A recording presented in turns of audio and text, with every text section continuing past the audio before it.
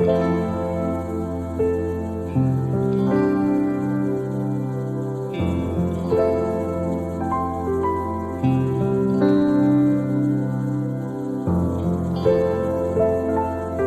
evening, ladies and gentlemen.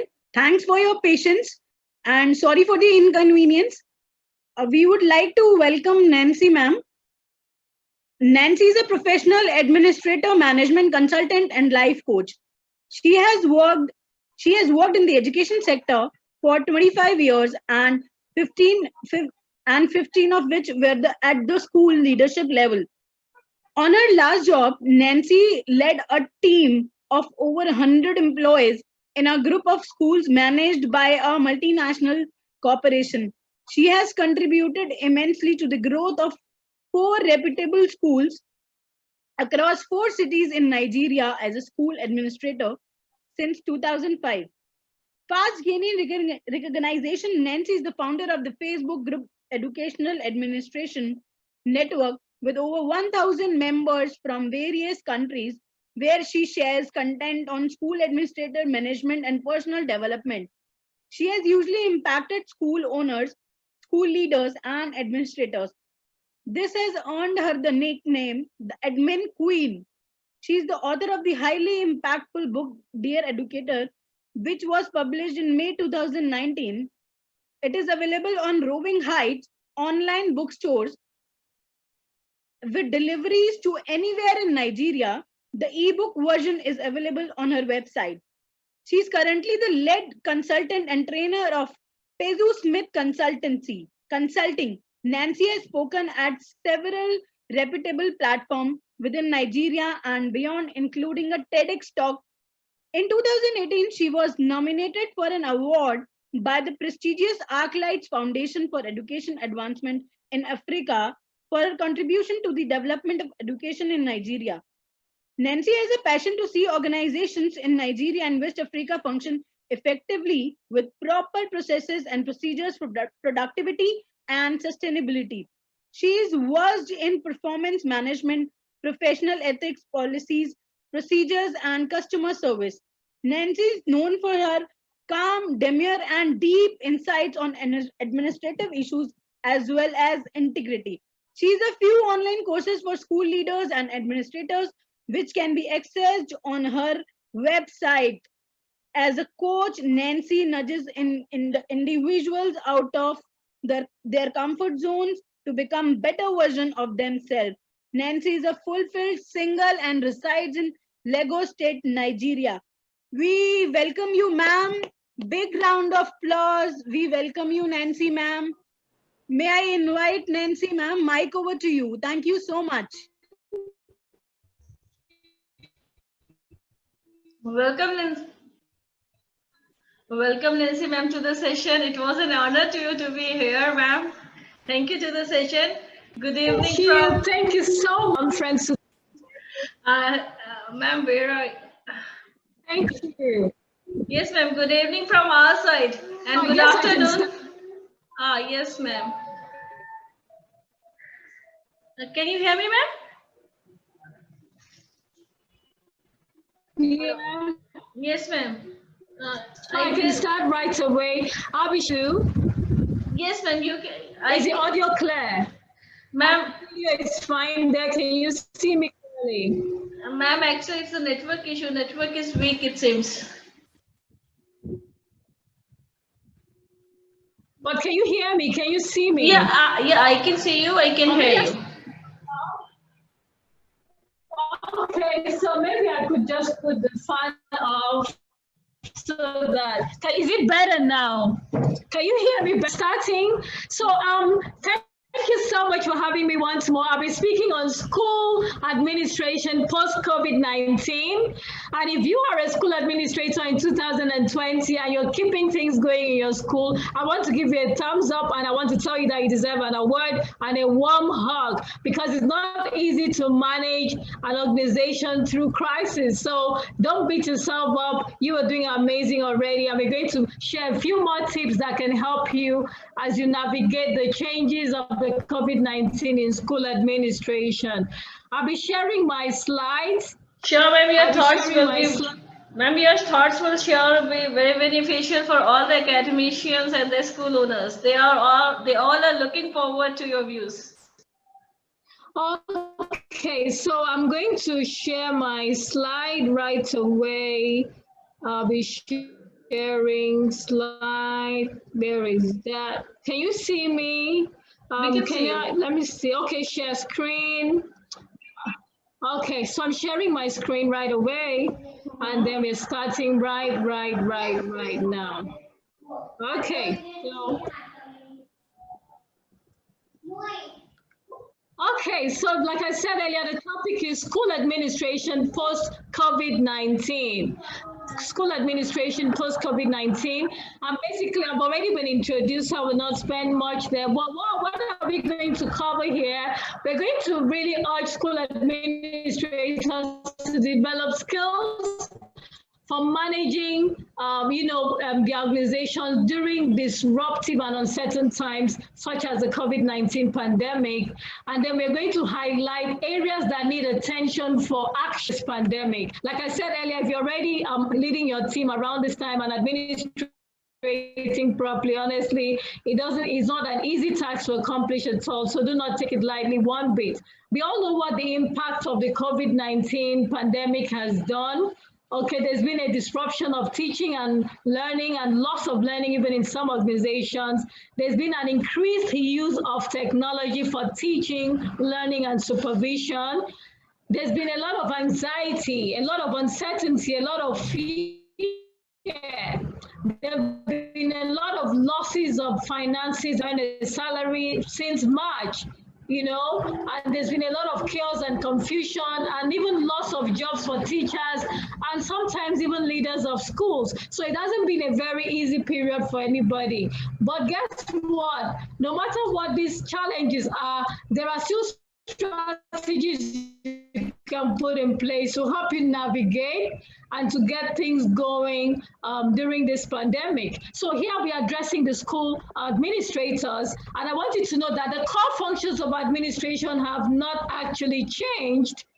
Okay, it's still the same as, planning, organizing, coordinating, budgeting, supervising, recruiting, and all of the functions that we are used to as administrators, the core functions that we perform.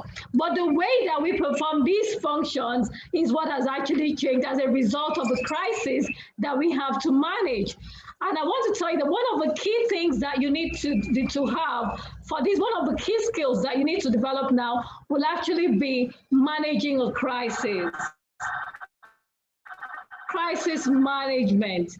And of course, lots of use of technology. So it's a call on school administrators to step up their skills, okay, to develop new skills that you'll be able to train your skills with, and you must have coping skills and be able to adapt. This is the time to be very adaptable. So your skills for adaptability must be very strong at a time like this, very, very strong. And then, of course, you need to know that this is a time to look at your policies, your processes, and your procedures and protocols, and make sure that they reflect the new reality. All of the things that you do must reflect your new reality. Please, I don't want to sound like I'm the only one talking. I would actually like to see comments by the participants. So if you have anything to say, please just feel free to always go there to highlight. My sessions to be interactive, and I don't want to be talking over your heads or just be the only one talking. So please make sure that you send in your questions, you send in your comments. I'll make sure that I keep checking to see what comments are coming in. Okay, I just thought you should know that. Okay. Sure, ma'am, it will be entered in the end. Oh, okay. So there's a need for crisis and change management. And there are three skills, there are actually some skills that are a must for every school administrator at this time. Like I said, crisis management, change management, and you need to also have the skill to be adaptable. And of course, your technology skills have to be up at par because there's been such a huge transition and a very sudden one too from physical learning in the brick and mortar classroom to the digital arena where so much learning has been occurring since the pandemic has broke out. And there's a need to build a community because you cannot do it alone. This is a very overwhelming time for school leaders and administrators. And this is a time that delegation has to come in. You cannot do everything alone. You cannot do all the reading, no matter all the guidelines that are given from the government in your country. Every UNICEF has sent out guidelines, World Health Organization has sent out guidelines, various schools have sent, various countries have sent out guidelines. You cannot interpret all of this all alone. You must have a team, you must build a community, you must engage the parents, students must be involved in everything that is going on. Okay, so that the room for communities that you're not the only head that is thinking. There are several people around you. You can bounce ideas through and say, okay, this is what we're planning to do. What do you think of this? Or what do you think of that? This is also a time for distributed leadership, so that you can also have a little time for self-care, because if you don't have time for self-care, you're going to break down and the work will still go on as a school administrator. It is overwhelming, yes, but you cannot do everything. You cannot have all of the 24 hours working.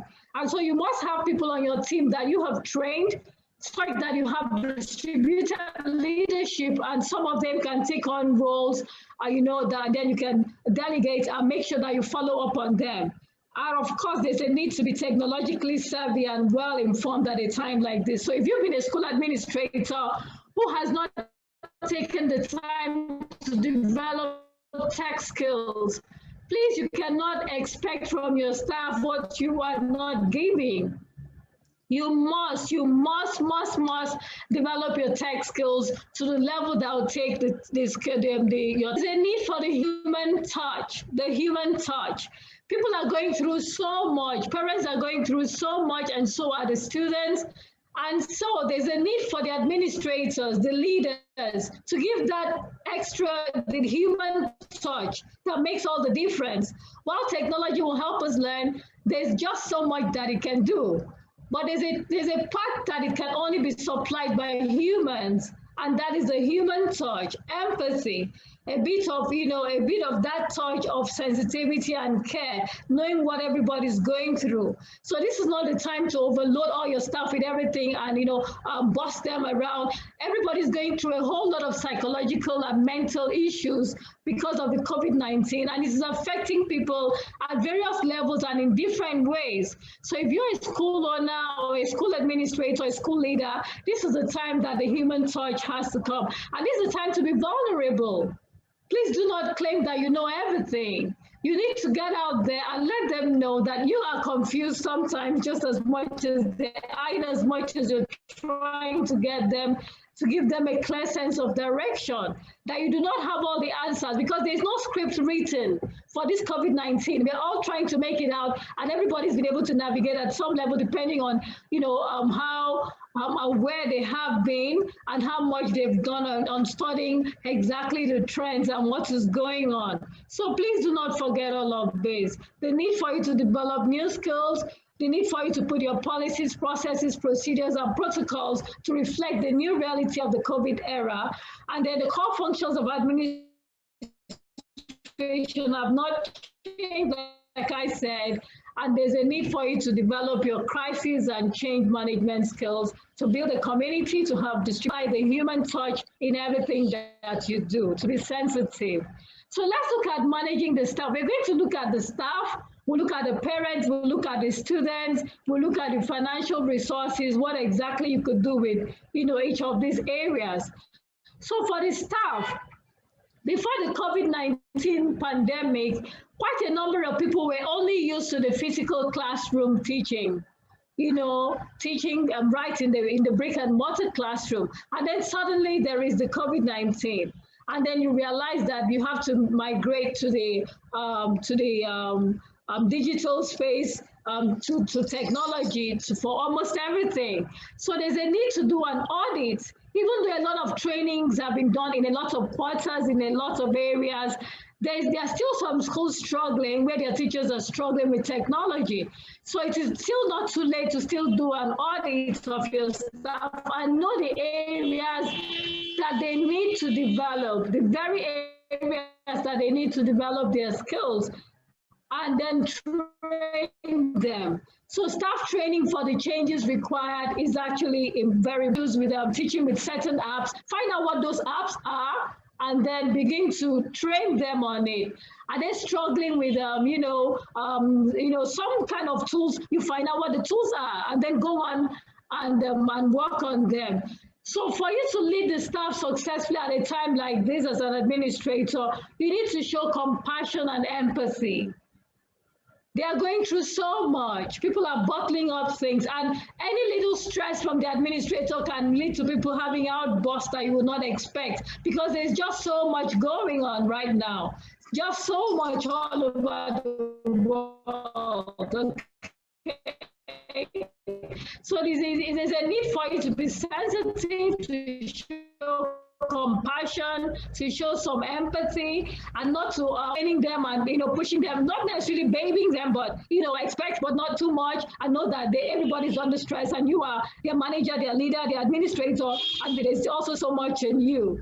So staff need a sense of direction from the school leaders. So no matter how tough it is, you need to be calm, and you need to be calm and collected enough to be clear and to give them a sense of direction and calm everybody down and let them know that as schools are reopening, these are the things that you're actually doing to put things in place. Of course, with their input, you can't do it alone. Remember, you must have their input as well.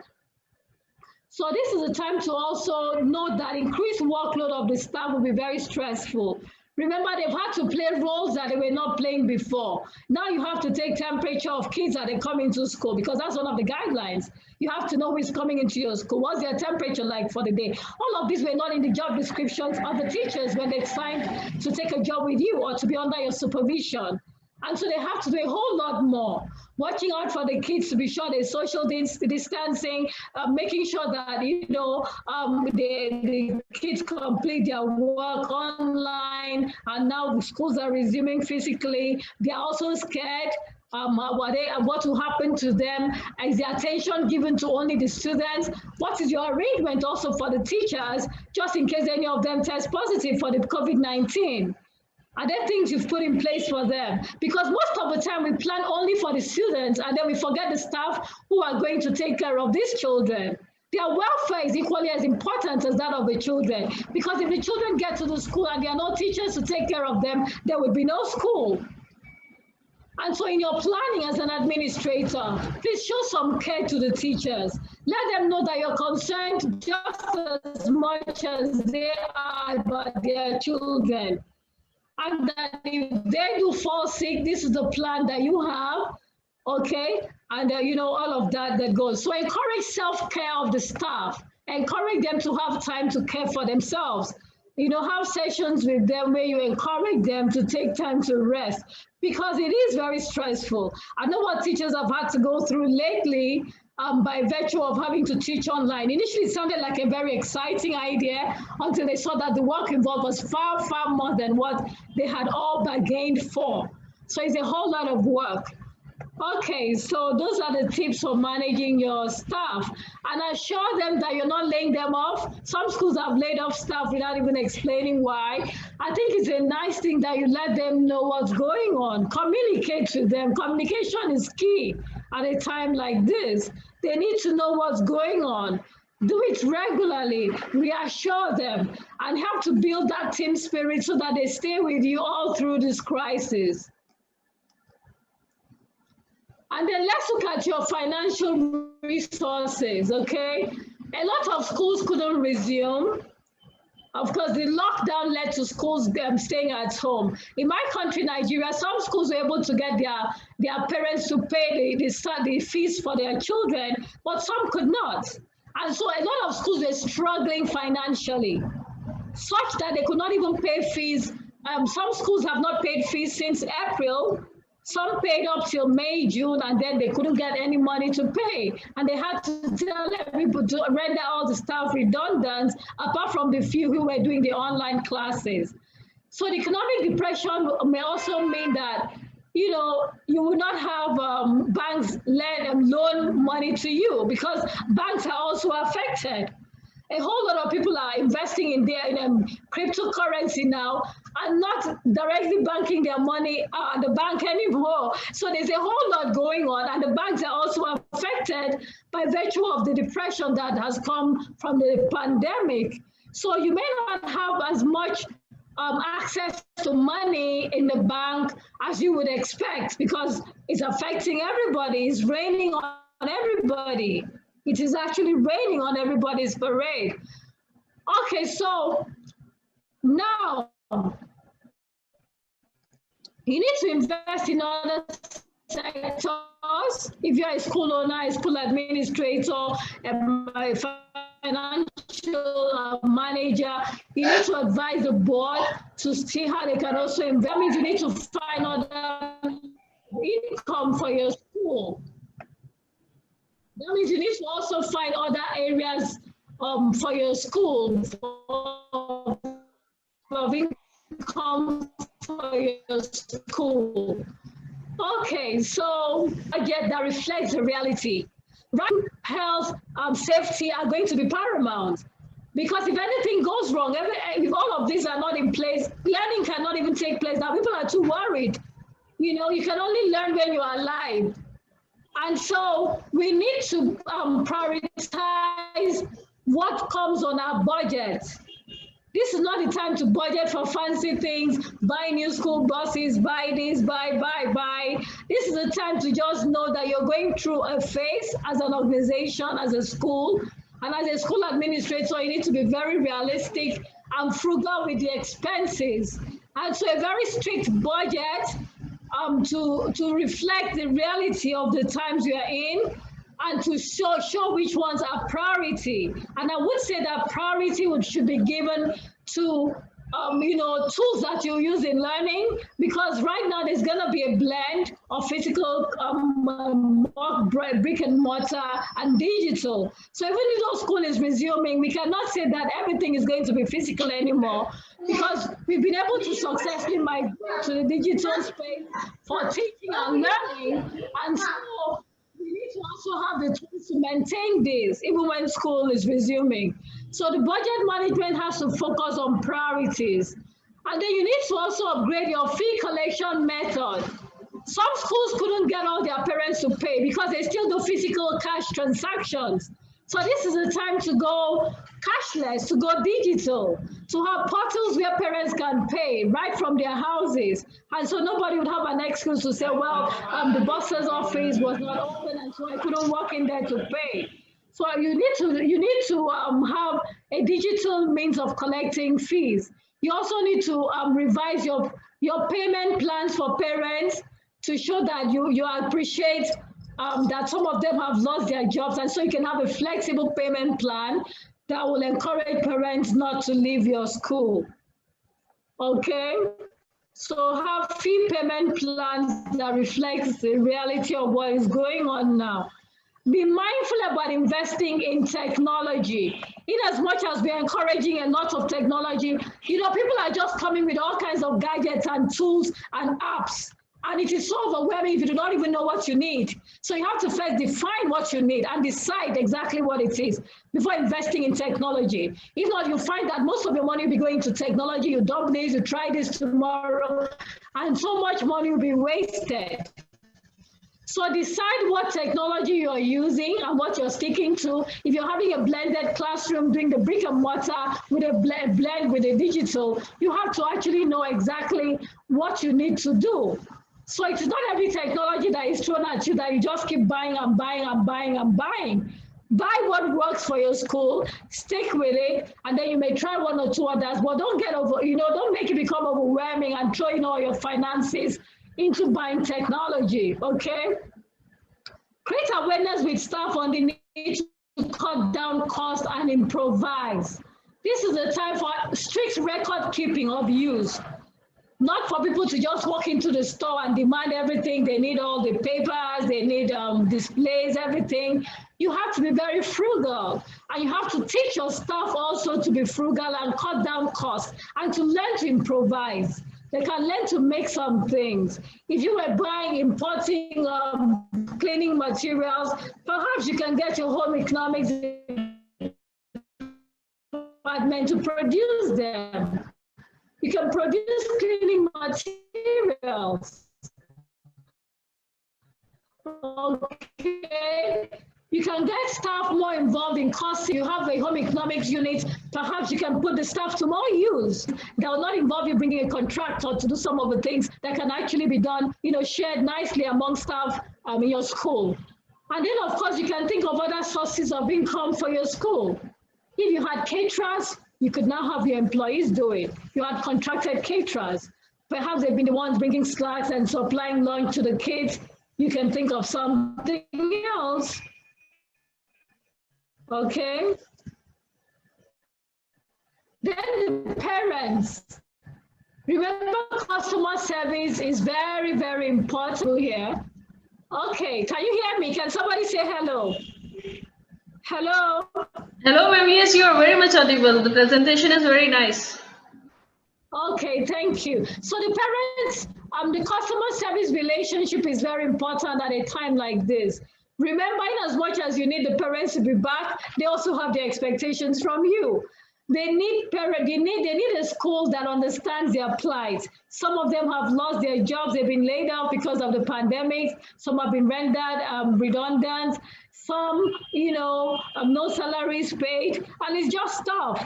And yes, you need them to pay fees. So maybe you can have an agreement with them that we could allow you pay in so way, perhaps monthly, so that you keep them, and some of them are also going to come up with expectations. They may be too ashamed to withdraw their children from your school because they've already been used to a certain standard of living. And so they may still bring their kids, and they will have other expectations like, maybe my child can come to school from morning till noon and then go home and do homeschooling for the remaining part of the day. So you must be flexible in a way that you allow parents, because the truth is not every parent is ready to even release their children to the school right now. So at home and say, well, I would still have my kids finally declared gone. And some may say, okay, I'll take the risk, but I want my kids in school for just 3 hours a day and the rest, so that they can just at least see their classmates and feel like they're back in school and have the remaining at home. So will your school be able to accommodate the demands and the expectations that parents, odd expectations that parents may be coming up with? Because these are not things we're already used to. Remember, as an administrator at a time like this, you're managing change, you're managing crisis, and so you have to be open-minded. You have to be adaptable, and new ideas and thoughts could crop up from anybody. They could say, well, we've never done this. How about saying that our school now does day school and online? And you could have that on your flyers, so to let parents know that you're flexible enough to accommodate their expectations in the odd times that we're in. Okay, like I said earlier, I have considerations for fee payments. And then also there's a need for you to train your staff, because for them to even understand to train your parents, for them to understand what's going on and to be able to support the children, they also need training. Some of them are just as confused as you might be surprised to know. So sensitize them about what the COVID-19 is all about, and even what coming back to school is like. The kids have been demoralized at home, some have been traumatized, some have been abused. You need to let parents know. So there's a lot on school administrators. Using technology, do not assume that the parents already know. Have a session with your seasoned tech team that'll be able to train them and let them know exactly what you expect of them. And even as kids are coming back, tell them the things you expect, the changes you expect in the children, and how they can help them also adapt, as you're also as a school trying to help them adapt to come back to school. So show support for parents to support their own children. Show them support. Teach them what to even do. Some of them are confused. Some of the kids have been crying. They want to see their classmates. They miss all the hugs. They miss everything. All the communication that will be passed on to the children, you need to be sure that the parents are also aware so that they can reinforce this at home to help make your job a little easier. And the children. Okay, the pupils, the students that are coming back, some of their angry parents who have lost their faults, some of them are traumatized. So you may not be receiving back in school the same children that you sent home for the lockdown. They've gone through so much, and they'll come back maybe with some strange behaviors. Some will get withdrawn, and you need to train your staff. You need to train the teachers and all the admin team and everybody else in the school how to handle these children and to be sensitive to them. If there are some that need someone to talk to, please be available. And remember that there's a need to have the role of school counselors needs to be reinforced at a time like this. You need to bring them into assemblies. You need to have them talk to the children. You need to schedule visits to the school counselors in a way that lets the children know that you appreciate what they're going through. So school counselors have a lot to do right now in helping the kids resettle in school, and schools are reopened. And the school counselors can also share tips with the teachers because they are trained to do that. That is their area, okay? Some, like I said earlier, some parents may not allow their children to come back to the physical classroom. They might prefer their kids to be homeschooled, or they might prefer to do half in school and half at home.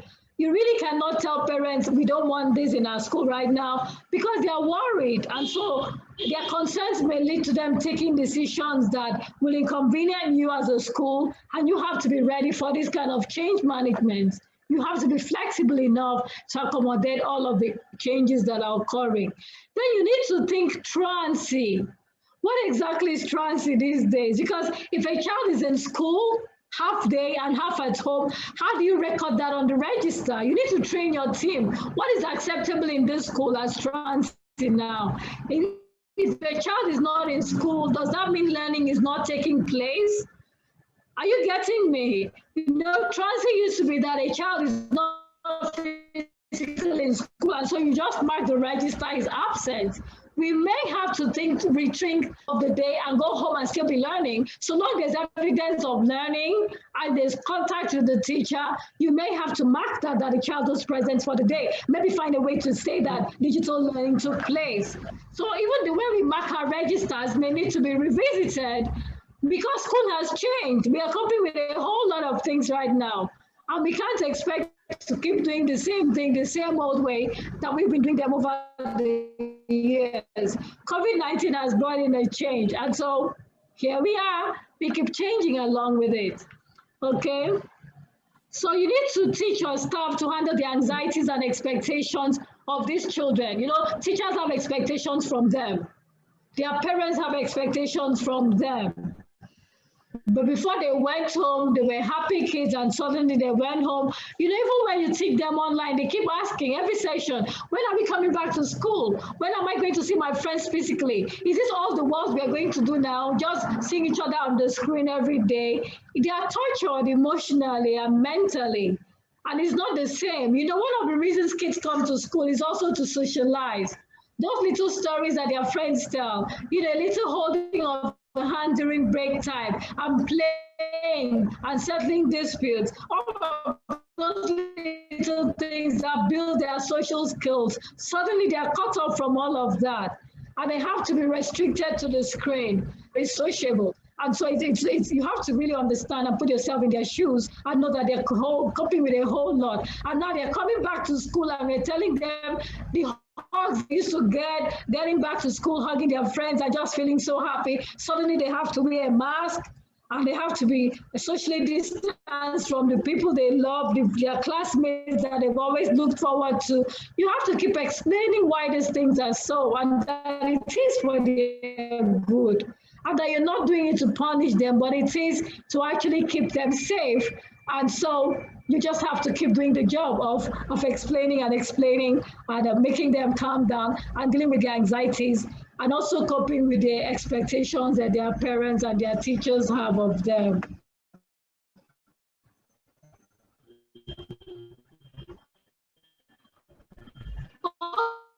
Okay, then for teaching and learning, definitely there's blended learning now. Okay, we're returning to the brick and mortar, but not the same old way. And real-time lessons on virtual meeting platforms are platforms you're using. You need to train your team to keep. And you can also have self-paced formalized lessons, which can be sent, ahead of time to the parents so that it can also help to make your job easier. And of course, use of technology has come to stay. This one is not negotiable right now. We don't have a choice to say, no, we don't want technology. It's like saying, I want to go back to the earthenware pot where people used to drink from a pot and not the refrigerator. Those times are gone. So the times that people thought technology was not relevant has also gone. Right now, it is the world of technology, and we all have to just do it. And like I said, school models may change. We could have day schools, day and boarding, day and online, and a blend of so many models that may arise as a result of this. And then you need to also know when you reopen your school and keep to all of these things we've been told. What if someone now gets infected with COVID-19? What is your plan for reclosing the school, and how long will you do it? What if someone in your school tests positive?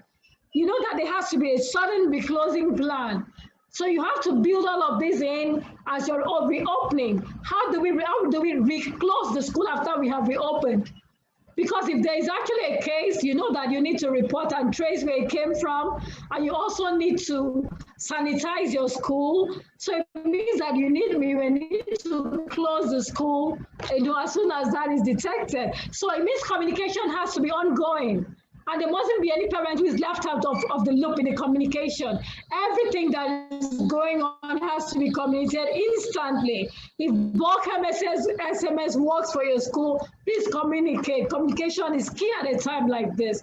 If it is emails and all your parents' emails, if it's a WhatsApp platform, whatever it is, please make sure that communication is ongoing and everything and all that you're doing that concerns the parents and the students and the staff. So I ask you again, what will you do when anyone in your school tests positive for the coronavirus? What is your plan for reclosing? And of course, it's a time to also review your school plan to reflect the new reality. You may have had a 5-year plan that has been thrown, into chaos now. It's a time to revisit your strategic planning and then have a school improvement plan based on the realities that we have now and still, forge ahead. And then if you have a boarding house, it means you have to rearrange to reflect the social distancing expected. How do they sit for meal times? How do they cope with one another? Because now the kids are left all through the day and through the night together. Okay, so how do you make sure that there's social distancing in the boarding house? How do you make sure that they are properly supervised to keep to the guidelines that have been given by UNICEF and the various countries? How will this affect your boarding house management? All of this have to be discussed with your team, and proper protocols and procedures and policies put in place so that parents will be glad to see you to bring their children back to the boarding house. And remember to act as a community. Together we win. So if one school is doing fine and there's a next one there and kids from your school are going to interact with them and they haven't kept their things right, and then your child from your school gets infected, then it means that the effort is in vain. So we are one another's keepers. As administrators, let's also form a community where we share what's working in our school and how other schools can learn from us and adapt, adapt to it, and also adopt some of our practices. And also together we win as parents, as students, as your staff, admin, teachers, everybody. Always have that community mentality. And for universities, they need to have, they need to do a lot of reinventing in their learning environments because they have even been more affected than secondary schools. A lot of universities around, in the developed developing countries have really, really badly been affected. So they need to do a lot of reinventing in their learning environment and complement students, teacher, and other relationship through technology. Then, of course, the change will include social distancing, classroom rearrangements, break time. Maybe you could have a break time that is not the same for everybody. A staggered break time, one class goes out, comes back, another goes out so that the playground is not crowded. Of course, blended learning is an expectation at a time like this. Conduct a risk assessment for staff, review your school policies and procedures to reflect the current realities post-COVID-19, develop clear protocols on social distancing, revise attendance policies, like I said earlier. What does transit mean in 2020? Is it the same thing we have always known it? Revise attendance policies to accommodate health-related absences and ensure adequate training for all your staff and the students and also the parents. Okay, remember to prioritize safety and health of students, staff, and leaders. Very important. People are going through a lot with mental health, so this is the time to be safe. This is the time to look out for one another. And I hope that we get two things from here that will help. So do we have any questions?